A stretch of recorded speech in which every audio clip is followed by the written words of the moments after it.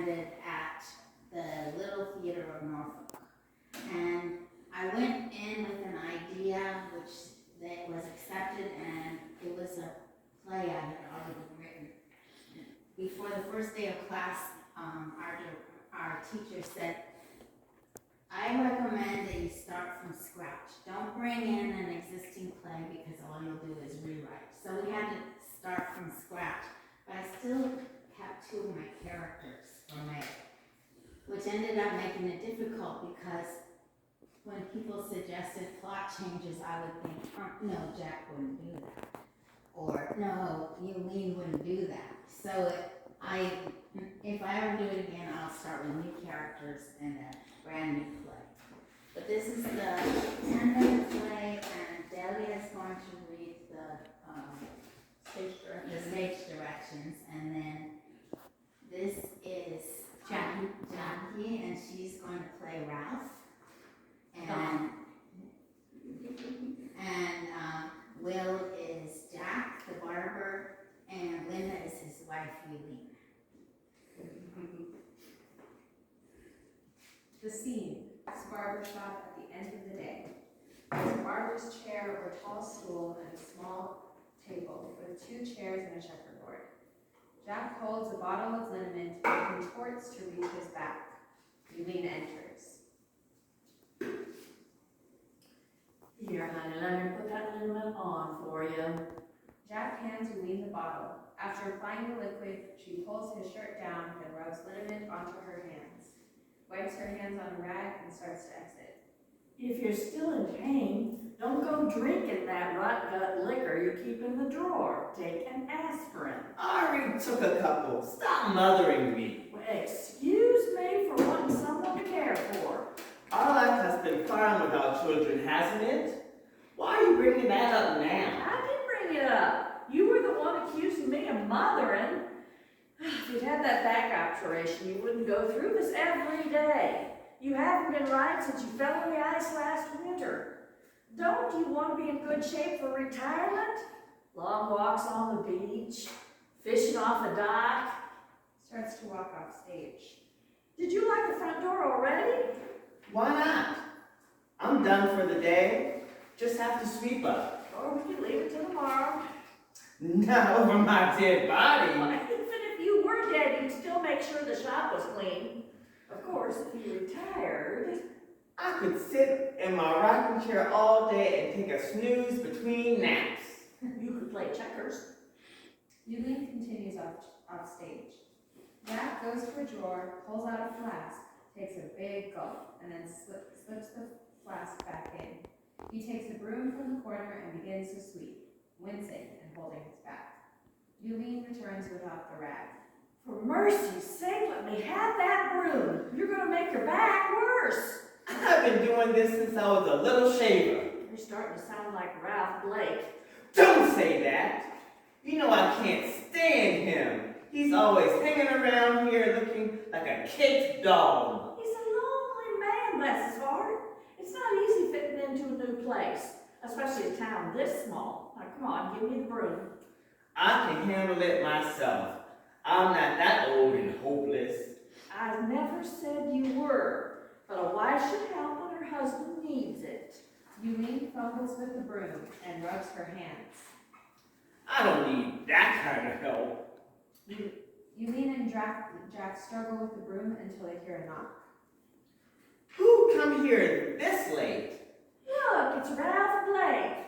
Go tell him we're closed. It could be important. I doubt it. If you won't get rid of him, I will.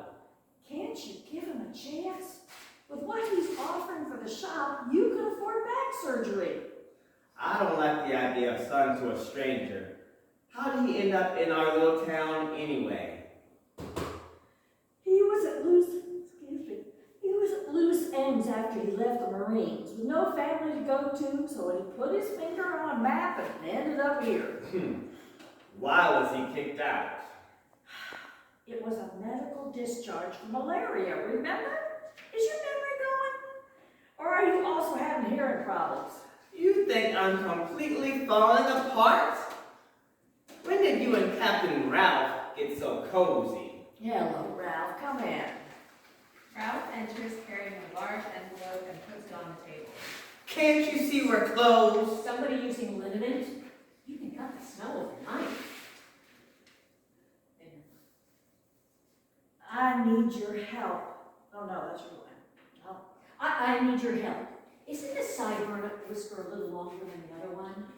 Here, Ralph, sit down and let Jack take care of it. What kind of barber can cut his own sideburns straight? I'm not used to it. Marines don't have sideburns. So, have you given any more thought to selling me this place? I'd like to invest my savings soon. Which one did you say was a little longer, Sonny? What is the envelope for? Those are the sales papers for the barber shop. We've been talking about this for months. Take a look at them, Mr. Duncan. No need to be so formal, Ralph. Call us by our first names. I'm not ready to retire. And I don't need back surgery either. It's normal to have a few twinges of pain at our age. That kind of pain is a cut above normal. Jack, put those scissors down before you hurt somebody. Honestly, sometimes you're just like a... Don't be so careless. Jack goes to the drawer, pulls out the flask, and takes a big gulp. Before you know it, it'll be winter again. And you'll be in dire straits. Straits, get it? Eileen hands Ralph some photos from her pocket, then rubs her hands. Look, Ralph, my sister Noreen sent us pictures of a house for sale a few blocks from hers. It would be so nice to be close to family. What about me? I'm family, aren't I? Well, how would I know? We hardly ever see each other. See those orange trees? For years I've dreamed of going out my back door and picking me an orange for breakfast. It sure looks nice. Where's that? Florida? Yes, they got a real good orthopedic hospital nearby.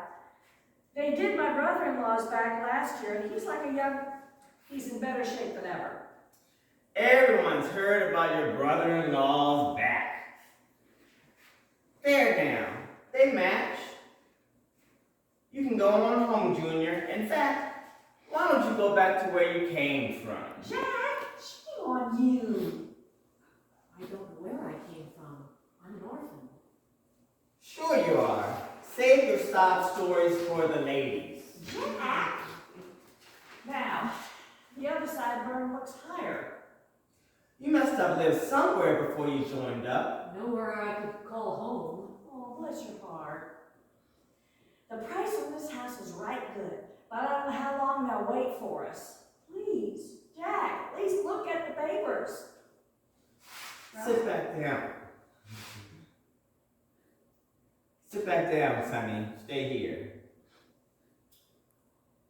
What's going on? Did you tell Ralph to come here today? I keep telling you, I can't stand to watch you hiding your back pain. Selling the shop would solve all our problems. Are you going to consider it or not? I keep telling you, I don't need an operation.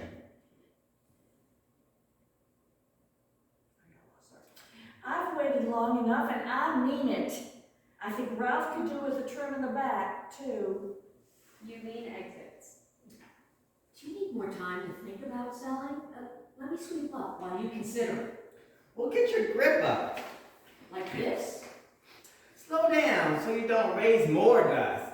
Where did you learn to speak? As soon as I arrived in a new town, I'd always go to the barber shop and with my shoe shine kit. If the shoe business was slow, I'd offer to help clean up. Hair today and gone tomorrow. Not like that.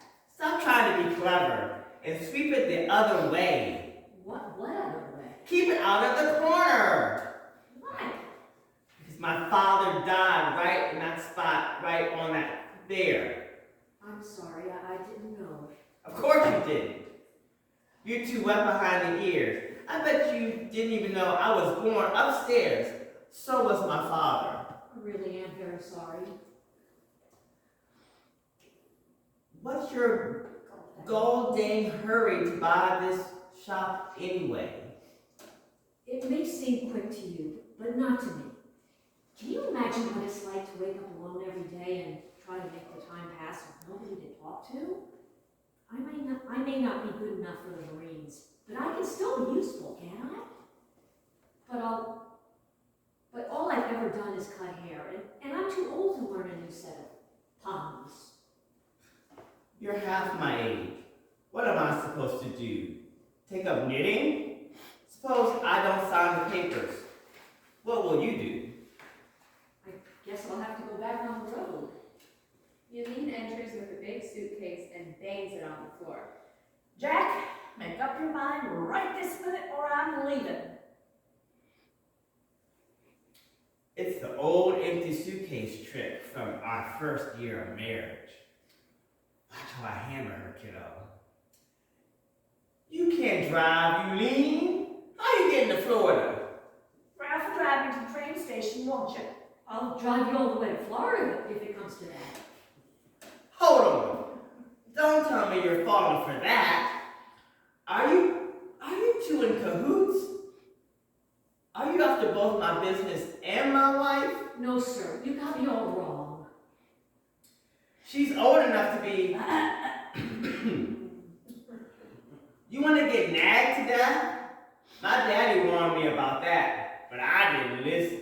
Your daddy didn't die from nagging. He was too pig-headed to take care of his health. There's nothing wrong with being a hard worker. Well, do you want to drop dead in the same spot over there as your father? Nobody dies of back pain, but if I retire, I'll die of boredom. The alcohol and the aspirin will kill you first, and I won't stand by and watch.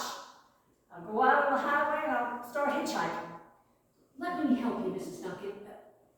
Yulene. No, I got it. Ralph takes the suitcase, lifting it lightly. You packed light. She always packs light, real light. You two at least talk things over. I'm tired of talking. I can't make him see reason. Instead of a slow death by nagging, why don't you get a gun and shoot me? Sonny boy can drag me out by my dead carcass. You are not worth the cost of the bullet. I thought we were both dreaming about retirement. Since you don't have time to be my husband, you can stay here and work until you drop. Are you planning on moving in with your sister? What do you do for money? Don't worry, I have my savings. Is that what you've been saving up money for? So you can leave me the first time things you get set up? It's hardly the first. How would you know how the way I feel? You're always working or playing checkers between customers.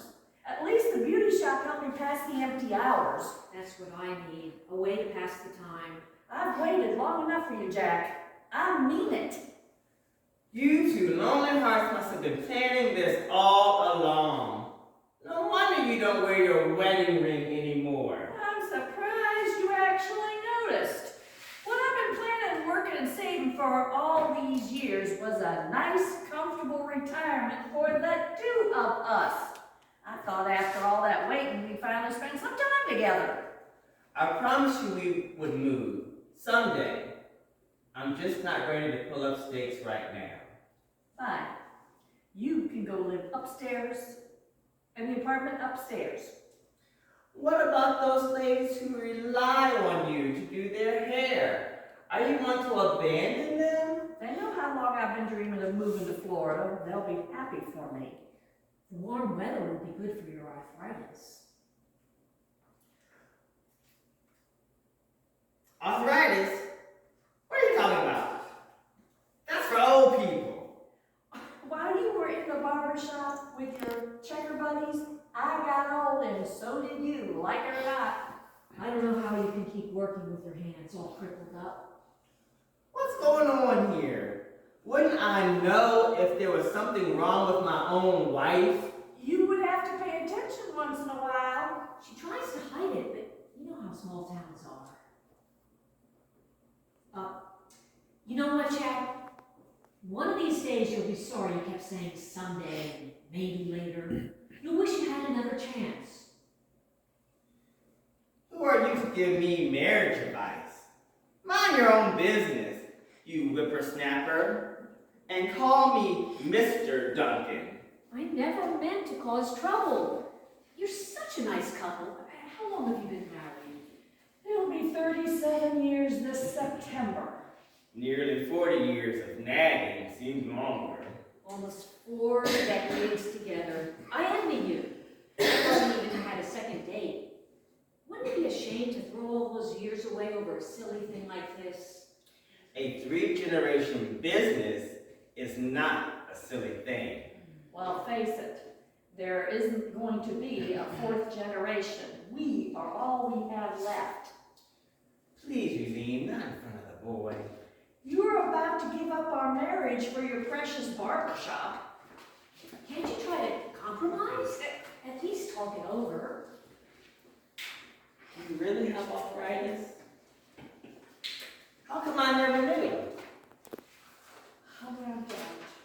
They're ugly. Is that why you don't wear your wedding ring? I can't get it on anymore. Anyway, my mama never let a little pain stop her. But why didn't you tell me? Well, I'm supposed to take care of you. It goes both ways. I'm sorry I didn't know. Will the warmer weather really help? That's what they say. I sure hate to give up my family home. I wasn't thinking about how much this place means to you. Maybe we could start out with a vacation after your operation, just to see if we like it there. And if we stay with Noreen, it wouldn't cost us hardly anything. It's an awfully long drive to Florida. We can get tickets in a sleeper car. Round trip in a sleeper car? Are we made of money? We've never even taken a vacation before. I know. We didn't even have a honeymoon. We're not the vacation type of people, are we? Well, we don't know unless we try. If you sell me the shop, I'll buy the furniture and everything in here. Except your scissors, of course, Mr. Duncan. You may want to try barbering part-time. After the surgery. The pair of you thought of everything, didn't you? Let's say we sell the barbershop, but we keep our apartment upstairs. You won't need it, will you, Junior? No, sir. We can be like those rich folks who live in Florida part-time. I'll help out in the shop when we're here. All right, son? I'll give you some pointers. Wonderful. We can talk later about terms, conditions, and fringe benefits. I'll just put the suitcase back until we're both ready. I can take that for you, ma'am. No, I can handle it. Here, let me get it.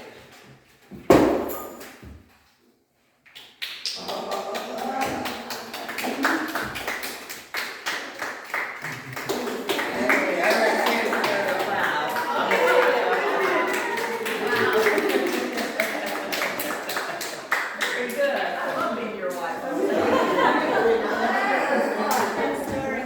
Something to drink and some. Can't we talk about this? Yeah. Sorry, Denise. No. Yeah, you had that bad. I was hoping we could do this in private, but okay. I have a question. Who was the costume designer that you all are, such an ensemble together?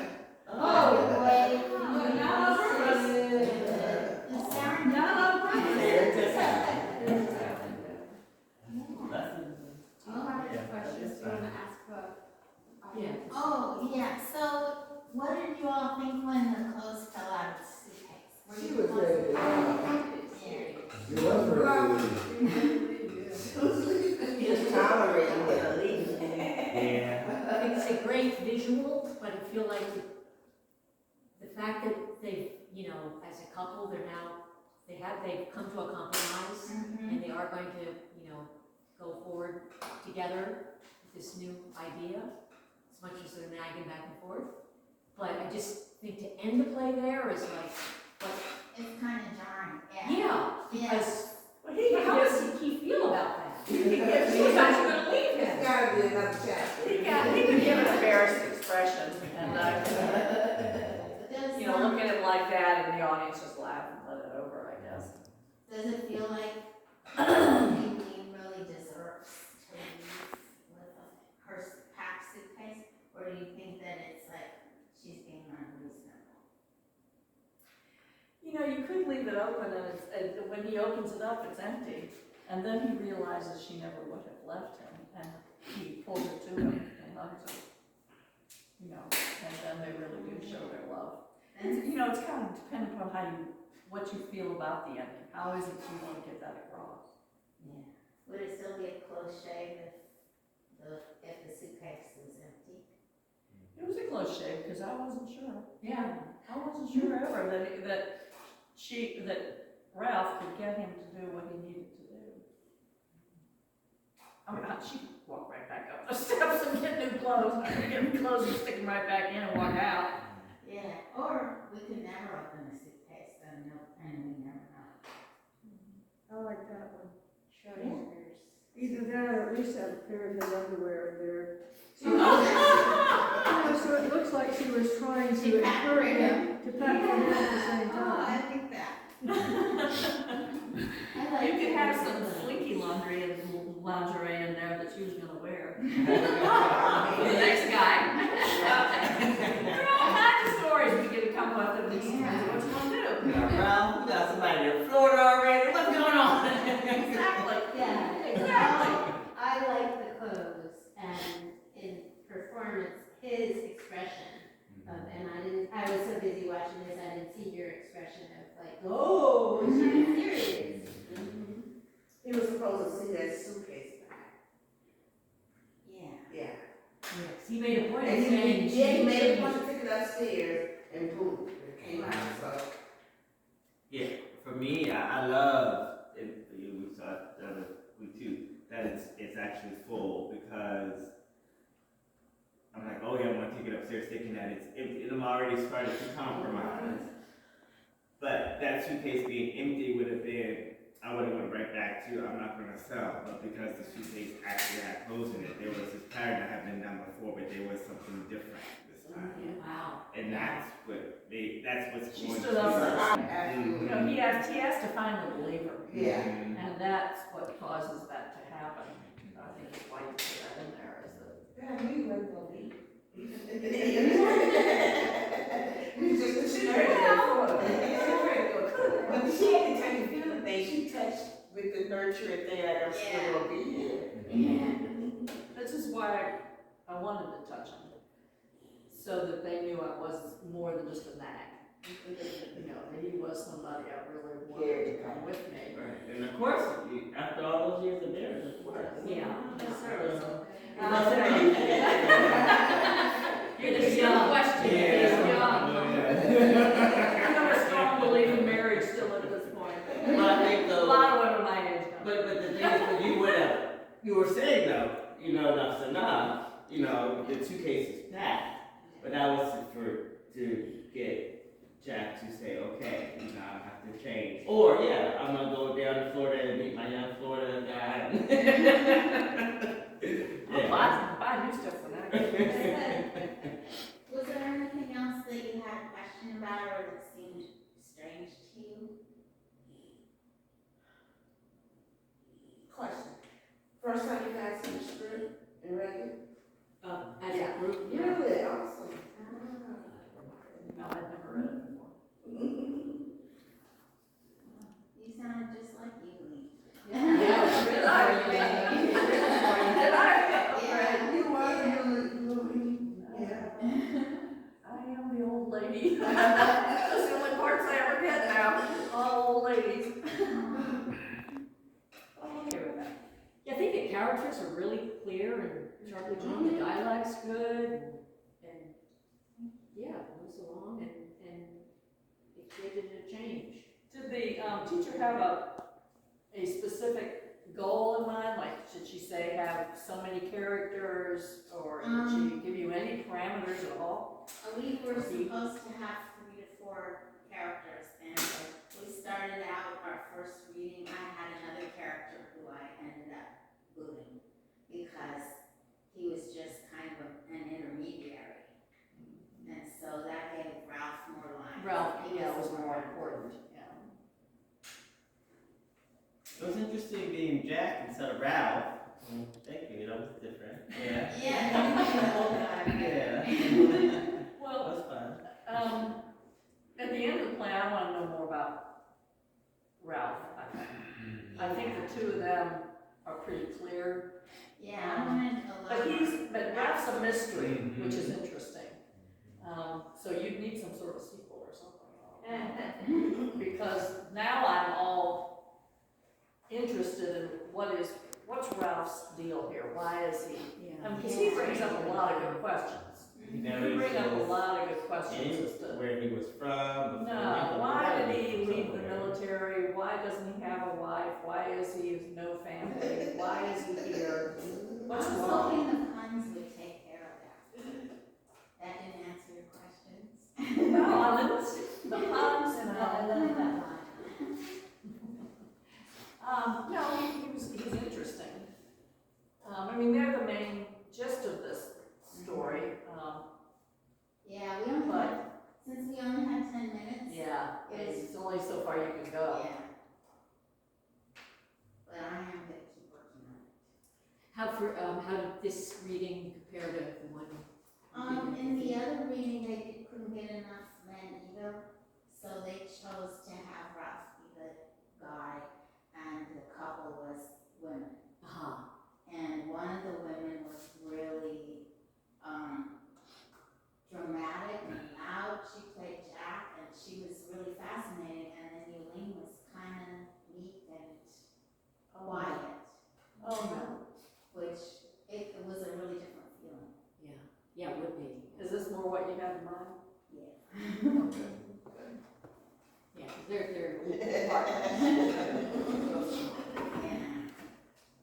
And I wanted to mention, because you talked about wanting to know more about Ralph, that my mom will be creating, it'll be a total of 3 plays, and it's called the Barbershop Trio.